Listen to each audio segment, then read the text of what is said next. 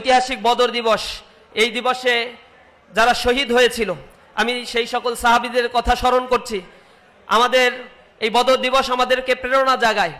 বদর দিবসের সেদিন নিরস্ত্র মুসলমানেরা সেদিন বিশাল এক বাহিনীর বিরুদ্ধে দাঁড়িয়ে গিয়েছিল।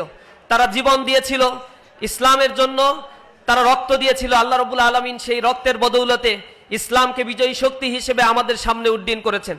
বদরের শহীদদের কথা আমরা স্মরণ করছি। সেখানে সাহাবায়ে কেরামের কাছে অস্ত্র ছিল না, কিন্তু তাদের কাছে অনেক বড় মনোবল ছিল। তারা বলেছিল যে আমরা জিহাদের জন্য প্রস্তুত আছি, আমরা ততক্ষণ পর্যন্ত জিহাদ করব মা দামাত আইনুম মিন্না, যতক্ষণ পর্যন্ত আমাদের দু চোখের পাতা নড়ে। ইন্নাহু লা নাকুলু কামা ক্বালা বানু ইসরাঈল লিল মূসা আলাইহিস সালাতু ওয়াস সালাম ইযহাব আনতা ওয়া রাব্বুকা ফাকাতিলা ইন্না হাহুনা কাঈদুন। তারা বলেছিল তুমি আর তোমার মূসা গিয়ে, তুমি আর তোমার রব গিয়ে যুদ্ধ করো, আমরা এখানে অবস্থান করব। এর বিপরীতে সাহাবা আজমাইনরা বলেছিল, হে রাসূল আপনি আমাদেরকে ডাক দিন, আমরা দাঁড়িয়ে থাকব, জীবন দিতে আমরা প্রস্তুত আছি।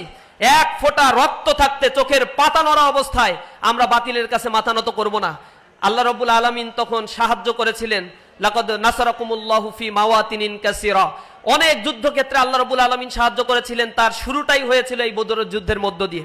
এই যুদ্ধ আমাদেরকে প্রেরণা যোগায়, আমাদের মধ্যে আশা, ইন্সপায়ারেশন তৈরি করে।